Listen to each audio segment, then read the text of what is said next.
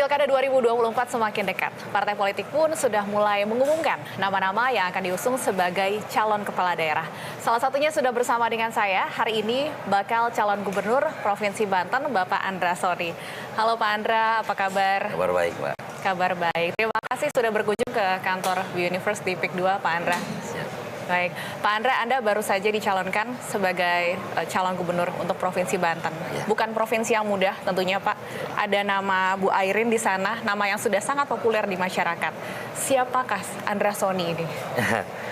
Iya, kalau ditanya saya siapa, saya agak bingung juga jawabnya ya. Kalau ukurannya populer ya tentu ya saya nggak populer. Walaupun saya 5 tahun ini menjadi Ketua DPRD Provinsi Banten. Tapi sudah mengundurkan diri ya Pak ya? Oh udah, saya sudah. Ini bentuk kesiapan supaya bisa saya. fokus di Pilgub Banten. Saya, ya kalau nama ya sederhana, nama saya Andra Soni. Saya memang bukan kelahiran di Banten, tapi saya sejak tahun 89, sejak saya kelas 6 SD, saya sudah di Banten. Tepatnya di Ciledug, itu di daerah kota Tangerang sekarang, dulu masih Jawa Barat. Saya lahir memang dari keluarga petani.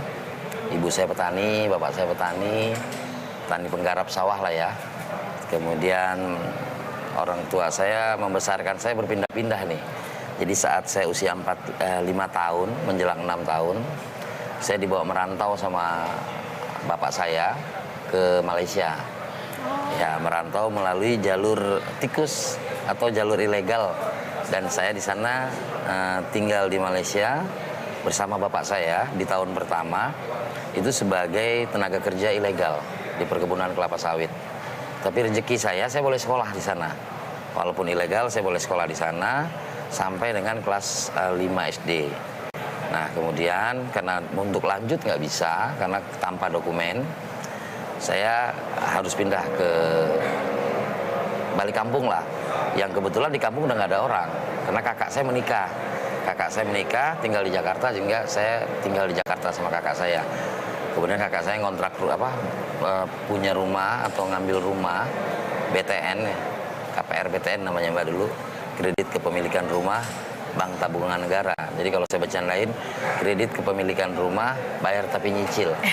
Ya, itu tahun 89. Nah, tahun 89 saya sekolah jaraknya dari Jakarta ke Ciledug, Jakarta ke Ciledug itu kurang lebih 4 kali naik bus lah. Nah, di masa saya di Malaysia juga ya saya terbiasa memang sebenarnya menghadapi satu hal yang hari ini mungkin sedang banyak dihadapi oleh anak-anak sekolah ya, yaitu bully. Kebetulan orang tua saya ini kan kakinya difabel. Jadi sering dikatain, sering dibully lah ya, sering dibully. Terus saya terbiasa melawan.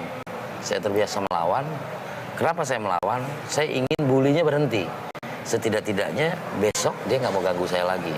Dan itu terbiasa mendarah daging di saya dan terus terbawa saat saya pindah ke Jakarta. Di Jakarta bulinya lebih parah lagi. Ya, bully lebih parah. Saya ini kan kulitnya hitam ya, Mbak. Terus badan saya pendek, saya kecil. Ya, saya kecil, waktu kecil lebih kecil lagi gitu kan. Nah, jadi di usia zaman saya sekolah SD SMP di Jakarta itu, tinggi saya tidak rata-rata. Saya pendek, termasuk pendek dan kecil gitu. Dan pendek kecil, sering dikata-katain juga. Dan nah, hal-hal itu tuh terbawa struggle, ya, tarung, berjuang gitu. Karena kalau saya meratapi kemiskinan saya dan saya nggak terus menyalahkan Tuhan kenapa saya miskin gitu, itu akan membuat saya nggak akan bisa berkembang. Maka saya jalankan semua beban-beban yang menurut saya, karena saya jalankannya dengan rileks dan tanpa beban juga, jadi saya nggak pernah malu datang dari keluarga yang tidak mampu. Maka saya bisa sekolah, cuma memang di kelas 2 SMP saya diangkat anak oleh keluarga yang lain. Dan sejak itu saya tinggal di keluarga angkat saya. Nah, di situ banyak lagi terjadi perjalanan hidup di mana saya mulai ada percaya diri untuk pengen sekolah tinggi gitu. Punya keinginan untuk sekolah tinggi. Nah, itu berjalan 4 tahun saya tinggal di keluarga angkat. Bapak angkat saya meninggal. Sehingga yang tadinya saya berani bercita tinggi, agak khawatir saya nggak bisa sampai. Tapi alhamdulillah saya lulus SMA. Nah, di keluarga saya, keluarga kandung saya anak kelima. Tapi saya lah yang pertama lulus SMA. Saya padahal anak kelima. Selisih kami itu jauh-jauh, tapi saya anak kelima yang lulus SMA. keluarga bapak angkat saya meninggal, saya memutuskan diri, buat SMA-nya lulus di Bandung. Saya memutuskan diri kembali ke Jakarta, dan saya bekerja sebagai buruh bangunan di kisaran Pasar Baru atau tepatnya Pecenongan. Kemudian saya kerja selama 6 bulan, hampir 1 tahun, dan saya nabung sedikit-sedikit. Waktu itu upah saya 10.000 sehari. Saya tabung. Tahun berapa itu Pak, ingat Tahun nggak? 96. Tahun 96. Saya lulus SMA 95. Nah, saya kerja bangunan, lalu dikumpulin uangnya, lalu saya mendaftar di Sekolah Tinggi Ilmu Ekonomi Bakti Pembangunan di kisaran daerah Kebayoran Lama situ. Dan saya kuliah di sana. Malang memang saat saya mulai kuliah semester 2 masuklah krisis moneter, sehingga tempat saya bekerja itu mem-PHK. Nah, saya di PHK karena saya nggak punya uang, saya harus cuti. Saya cuti masuk ke sebelum menjelang 98, menjelang puncaknya krisis moneter, itu saya dapat pekerjaan sebagai messenger, tukang antar-antar surat dan paket-paket kecil pada saat itu. Nah, sejak itulah saya mulai berkarir di situ. Jadi pengantar surat, tapi ya saya harus sambil kuliah. Terus malamnya kuliah, paginya antar surat. Kemudian untuk diploma 3 saya selesai 5 tahun. Harusnya kan 3 tahun. 3 tahun. Nah, itu kena cuti, kena harus ini dan sebagainya. Tapi ya saya jalankan aja. Alhamdulillahnya dari messenger tukang ambil-ambil surat, saya beranikan diri jadi sales. Kemudian persis saat saya wisuda, saya juga diangkat sebagai manajer di perusahaan tersebut. Ya, jadi saya dapat bonus banyak itu. Pertama adalah saya wisuda, sehingga orang tua saya punya foto saya dengan saya wisuda. Karena cita-cita saya kan waktu kuliah itu kepengen punya foto wisuda buat orang tua saya. Yang kedua, saya diangkat sebagai manajer oleh pimpinan saya, Pak Laksono namanya. Saya masih ingat namanya Pak Laksono, nama perusahaannya PT Traspatindo Abadi Sejahtera. Nah, padahal sebenarnya saya dites juga, saya ditanya, lulusan apa? Saya bilang diploma 3. Terus kamu dengan bahasa Inggris gimana? Saya bilang saya nggak ada masalah dengan bahasa Inggris, yang masalah yang dengar. Justru gara-gara itu dia pilih saya jadi manajer. Karena kebetulan ekspedisi kami menangani pengiriman luar negeri. Nah, disitulah karir saya, sampai akhirnya saya mencoba lagi karena ada beberapa hal. Saya buka usaha ekspedisi. Dan saya jadi pengusaha ekspedisi sampai dengan sekarang. Pak Andre ini benar-benar inspiratif ya, berjuang dari bawah sampai akhirnya bisa menjadi ketua DPRD Provinsi Banten. Pak Andre ini kan juga sudah dari 2014 sebagai anggota DPRD Provinsi Banten. 2019 kemudian terpilih lagi dan bahkan menjadi ketua DPRD. 2024 pun sekarang terpilih lagi ya Pak ya, dan sudah dilepas untuk maju di Pilgub Banten. Apa yang membuat Anda melepas jabatan Anda sebagai DPRD, kemudian memilih untuk, ini kan belum pasti artinya, masih ada pemilihan, masih ada pertarungan yang harus dimenangkan. Apakah Anda merasa belum bisa maksimal membangun Banten melalui DPRD? Jadi, Mbak, kedudukan DPRD itu di dalam Undang-Undang Pemerintahan Daerah merupakan unsur penyelenggaraan pemerintah daerah. Ini berbeda dengan DPR RI. Ya, kami itu adalah unsur penyelenggaraan pemerintahan daerah dengan 3 fungsi. Hanya fungsi legislasi, fungsi budgeting, dan fungsi pengawasan. Nah, kemudian kami diikat dengan tahapan-tahapan. Sehingga dalam 10 tahun saya sebagai anggota DPRD dan 5 tahun terakhir sebagai ketua DPRD, saya melihat upaya-upaya yang dilakukan oleh pemimpin-pemimpin Banten. Dan menurut saya upaya-upaya tersebut dilakukan sungguh-sungguh. Namun saya melihatnya bahwa dari sisi DPRD dan dari sisi eksekutif, saya melihatnya Provinsi Banten hari ini terjadi ketimpangan. Karena kita menyorot Banten seakan-akan Banten itu hanya Tangerang. Padahal Banten itu ada 8 kabupaten kota. Jumlah penduduk Banten itu 12 juta kalau siang hari. Kalau malam hari bisa lebih. Kenapa itu bisa terjadi? Karena banyak orang Jakarta tinggal di wilayah Banten, tinggal di wilayah Tangerang dan sebagainya. Dan saya melihat Provinsi Banten ini potensinya luar biasa.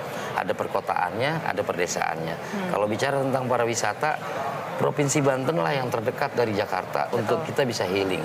Kita punya pantai, kita punya gunung, kita punya laut, tempat-tempat wisata religi dan sebagainya. Nah, saya melihat bahwa Banten ini perlu percepatan, dan banyak hal yang saya alami dalam hidup, saya ingin membalas kebaikan-kebaikan yang saya terima dari pengalaman yang saya dapat. Dan saya punya keyakinan dari pengalaman yang saya dapat, susah untuk sekolah. Saya nggak kepengen lagi orang Banten susah untuk sekolah, susah dapat pekerjaan. Saya nggak kepengen lagi orang Banten susah dapat pekerjaan, susah mendapatkan layanan kesehatan. Nih saya cerita Mbak, waktu saya kerja jadi messenger, saya sakit gigi. Kalau sakit gigi harusnya kan ke dokter gigi, tapi saya nggak punya uang.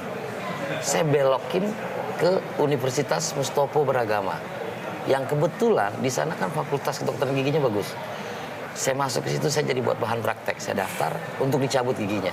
Belum ada BPJS ya Pak ya? BPJS. Hari ini masyarakat Banten dalam mendapatkan pelayanan kesehatan dengan wilayah yang seluas itu, menurut saya perlu upaya-upaya khusus dan perlu orang-orang yang pernah mengalami hal tersebut untuk bisa mendapatkan pelayanan tersebut. Ya, karena Anda juga pernah merasakan ya. Anda berjuang dari bawah, kemudian Anda juga pernah 10 tahun di DPRD, Anda tahu begitu ya dinamikanya baik sebagai anggota DPRD maupun juga apa yang dibutuhkan masyarakat kelas bawah. Lantas, saya ingin tanya secara spesifik apa gambaran besar Anda yang Anda inginkan untuk Provinsi Banten ke depannya? Jadi, narasi besarnya kurang lebih saya ingin itu Banten maju, adil dan merata. Itu narasi saya. Dan kemudian saya ingin bagaimana kita melihat Banten itu secara utuh. Di situ ada perkotaan, di sini juga ada pedesaan, dan luas Banten yang 9.000 km persegi tersebut, Pak, itu lebih dari setengahnya itu ada di wilayah selatan, Lebak dan Pandeglang. Bahkan Lebak itu sepertiga dari Banten ada di sana. Tangsel itu hanya 147 km persegi. Dan Tangsel tumbuh dan besar itu karena begitu banyak keterlibatan daripada pihak-pihak swasta ya dalam pembangunan perumahan. Dan Tangsel merupakan daerah tempat tinggal yang nyaman. Sebagian Tangsel, tapi sebagian lagi belum. Kemudian Kota Tangerang sebagiannya industri, sebagiannya pemukiman. Dan begitu juga dengan Kabupaten Tangerang. Nah, saya melihat kalau kita bisa mampu bersama-sama memimpin Provinsi Banten yang merupakan gubernur itu yang merupakan orangnya presiden lah gitu kurang lebih, yang bertugas mengelola, mensupervisi, mengayomi kabupaten kota untuk sama-sama membangun dengan tetap menjalankan prinsip-prinsip kita bernegara yaitu Pancasila. Kita bisa gotong royong supaya melihat Banten secara utuh. Saya melihatnya gitu. Salah satu yang harus kita perjuangkan adalah infrastruktur di wilayah selatan. Pak, jarak kita dengan Jakarta itu hanya 170 km.